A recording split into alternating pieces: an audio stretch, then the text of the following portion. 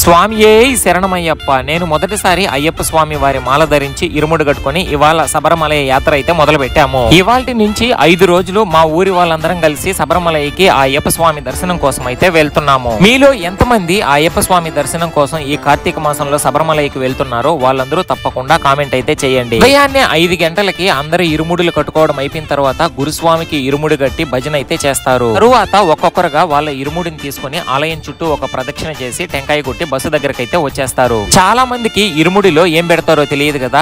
2 టెంకాయల్లో ఒకటి మామూలు టెంకాయ, ఇంకొకటి నెయ్యి టెంకాయ, అలానే కొంత బియ్యం అయితే ఉంచుతారు. ఆ తరువాత స్వాములందరం కలిసి ఇరుముడిని తీసుకొని బస్సులో పెట్టేసి అందరం టిఫిన్ అయితే చేసేసుకున్నాము. బస్సులో సీట్ల గొడవ రాకుండా ఉండడం కోసం చీటీలు వేసి కూలికి అందులో ఎవరికి ఏ సీట్ వస్తే ఆ సీటే అన్నట్టు అయితే చేసేసాము. ఇక లాస్ట్ లో ఇంట్లో వాళ్ళందరికీ బంధువులందరికీ వెళ్ళొస్తామని చెప్పి ఫైనల్ గా బస్ అయితే ఎక్కేసాము. నేను మొదటిసారి అయ్యప్ప స్వామి వారి మాల ధరించి 5 రోజుల శబరిమలై బస్సు యాత్రలో ఇది మా మొదటి రోజు. ఉదయాన్నే ఆలయం దగ్గర బంధువులందరికీ వీడ్కోలు తెలిపి మా ప్రయాణం అయితే ఆరంభించాము. బస్సులో ఎంతో ఉల్లాసంగా ప్రతి ఒక్కరు తీసుకొచ్చిన స్నాక్స్ ని తింటూ సినిమాలు చూస్తూ తమిళనాడు లోపలికైతే వచ్చేసాము. మీలో ఇప్పటి వరకు ఎంతమంది అయ్యప్ప స్వామి వారి మాల వేశారో వాళ్ళైతే తప్పకుండా కామెంట్ చేయండి. మధ్యాహ్న భోజనం మామండూరులో ఉన్న మనోజ్ భవన్ లో అయితే చేసాము. టేస్ట్ మాత్రం చాలా బాగుందండి. హ్యాపీగా భోజనం చేసుకున్న తర్వాత నేరుగా అరుణాచలేశ్వరుడి దగ్గరికి అయితే చేరుకున్నాము. దాదాపు 250 కిలోమీటర్లు బస్ జర్నీ చేసి వచ్చిన వల్ల స్వామిని దర్శించుకునే ముందే ఫ్రెష్ అప్ అయితే అయిపోయాము. నేను అరుణాచలంకి రావడం ఇది 2వసారి. నిజంగా ఆ స్వామి వారి అనుగ్రహం ఉంటే తప్ప మనం ఇక్కడికి రాలేము. పౌర్ణమిలో మాత్రం కాకుండా అరుణాచలంకి ఎప్పుడో వచ్చినా క్రౌడ్ అయితే చాలా తక్కువ ఉంటుందండి. ఎంతో అద్భుతమైన అరుణాచలేశ్వరుడి దర్శనం అయిపోయిన తర్వాత మా ఊరి వాళ్ళందరం కలిసి ఒక గ్రూప్ ఫోటో అయితే తీసుకుని మా ప్రయాణం అయితే మళ్ళీ మొదలు పెట్టాము.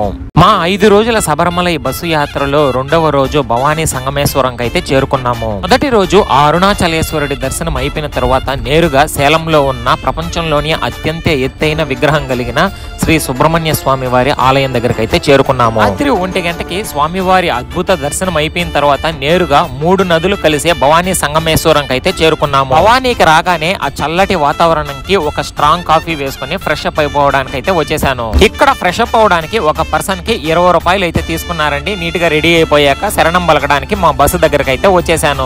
అందరం అయ్యప్ప స్వామి వారికి శరణం పలికేసి నేరుగా భవానీ అమ్మవారి ఆలయంకి అయితే వెళ్లిపోయాము. ఉదయాన్నే కావడంతో ఆలయం మొత్తం అయ్యప్ప స్వాములతో ఫుల్ రష్ అయితే ఉనింది. అద్భుతమైన ఆ పరమేశ్వరుడు భవానీ అమ్మవార్ల దర్శనం అయిపోయిన తర్వాత నేరుగా 3 నదులు కలిసే భవానీ సంగమేశ్వరం నది దగ్గరికి అయితే వచ్చేసాము. చనిపోయిన వారి అస్థికలు గనుక ఈ భవానీ సంగమేశ్వరంలో కలిపితే చాలా మంచిదని అందరూ నమ్ముతుంటారు.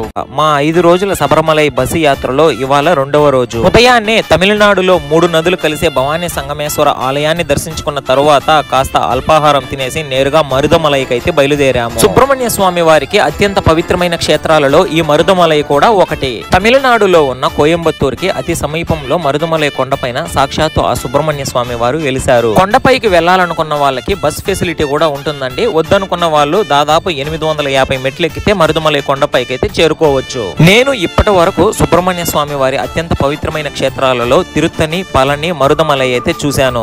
ఈ వీడియోలో మీరు చూసిన ఆలయాలు ఏవో తప్పకుండా కామెంట్ అయితే చేయండి. కొండపైకి వెళ్లిన తర్వాత 50 రూపాయలతో స్పెషల్ దర్శనం అయితే తీసుకున్నామండి. దాదాపు 4 గంటలు అయితే పట్టింది దర్శనం కోసం. స్వామివారి అద్భుతమైన దర్శనం చూసిన తర్వాత అంతసేపు వెయిట్ చేయడంలో తప్పే లేదనిపించింది. మా 5 రోజుల శబరిమలై బస్సు యాత్రలో ఇవాళ 3వ రోజు. ఉదయాన్నే గురువాయూరులో ఉన్న శ్రీకృష్ణుడి ఆలయాన్ని దర్శించుకున్న తరువాత నేరుగా ఎరిమేలికి అయితే చేరుకున్నాము. ఇప్పటి వరకు యాత్ర ఒక లెక్క అయితే ఎరిమేలి నుంచి వేరేలా ఉంటుంది. ఎరిమేలిలో స్వాములందరూ కలిసి పులి వేషాలు వేయడము, అలానే రంగులు పూసుకుని డాన్సులు వేయడం నిజంగా నెక్స్ట్ లెవెల్లో ఉంటుంది. ముందుగా ధర్మశాస్త్ర ఆలయానికి వెళ్లి స్వామి వారిని మొక్కుకొని అక్కడి నుంచి నేరుగా వావర్ మసీద్ కైతే వచ్చేసాము. ఈ వావర్ స్వామి ఎవరో కాదండి, అయ్యప్ప స్వామి వారి లీలలు మెచ్చిన ముస్లిం భక్తుడు. వావర్ స్వామి గురించి శబరిమలైకి వచ్చిన భక్తులు ఒక్కొక్కరు ఒక్కోలా చెప్తున్నారు. ఆయన అసలు భక్తుడే కాదని, కొంతమంది ఆయనే అసలైన అయ్యప్ప భక్తుడని.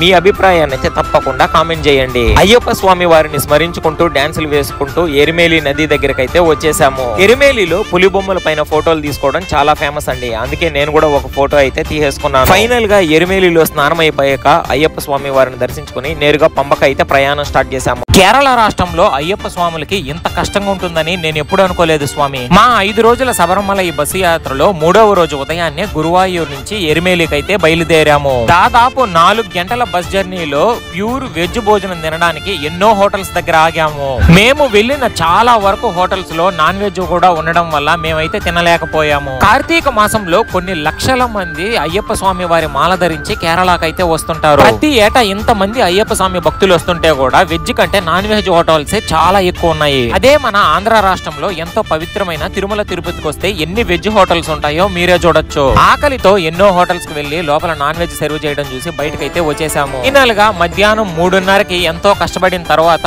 ఈ ప్యూర్ వెజ్ హోటల్ అయితే మాకు కనబడింది.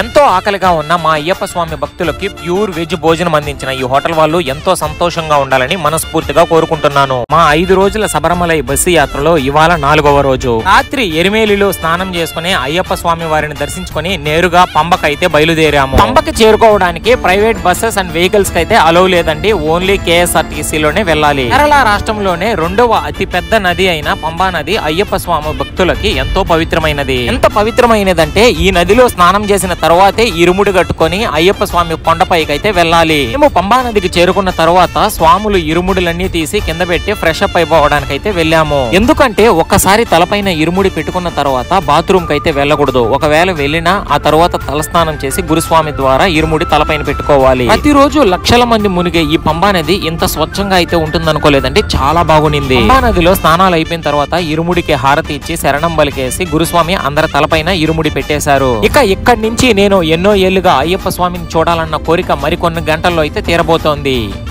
ఎన్నో సంవత్సరాలుగా నేను అయ్యప్ప స్వామిని చూడాలన్న కోరిక ఈ రోజుతో నెరవేరింది. మా 5 రోజుల శబరిమలై బస్సు యాత్రలో ఇవాళ 4వ రోజు. యాన్నే పవిత్రమైన పంబా నదిలో స్నానం చేసుకుని గురుస్వామి ద్వారా ఇరుముడి కట్టుకొని కొండ ఎక్కడం అయితే ప్రారంభించాము. మీరు ఇక్కడ చూస్తున్నారు కదా, సాక్షాత్తు అయ్యప్ప స్వామి వారే పంబా నది ఒడ్డున పందలరాజుకి దొరికిన ప్రదేశం ఇదే. స్వామి కొండ ఎక్కలేని వాళ్ళకి ఇక్కడ డోలులు అనేసి ఉంటాయండి. వీటిలో తీసుకెళ్తే 3 నుంచి 7,000 రూపాయలు అయితే ఛార్జ్ చేస్తారు. నెల్లిమల్ల కొండ ఎక్కడం పూర్తయిపోయిన తర్వాత అప్పాచి మేడని ఇంకో కొండ వస్తుందండి. ఇవి 2 గనక పూర్తయితే చాలా ఈజీగా నడిచి వెళ్ళిపోవచ్చు. అప్పాచి మేడు కొండ మొదట్లో శరంగుత్తి అయితే ఉంటుందండి. ఇక్కడ కొబ్బరికాయ కొట్టేసి కన్యాస్వాములందరూ శరంగుత్తిని గుచ్చాలి. అయ్యప్ప స్వామి కొండ ఎక్కేటప్పుడు మొత్తం 18 షెడ్లు అయితే వస్తుందండి. 18 పూర్తయిపోయిందంటే ఇంకా సాఫీగా నడుచుకొని వెళ్ళిపోవడమే. జీవితంలో అయ్యప్పని ఎన్నో సార్లు కోరుకున్నా ఆయన అనుగ్రహం నాకు ఇప్పుడు లభించింది. 8 మెట్లెక్కి ఆ స్వామిని చూస్తుంటే కళ్ళల్లో నీళ్లు తిరిగి ఒళ్ళు మొత్తం పులకరించిపోయింది.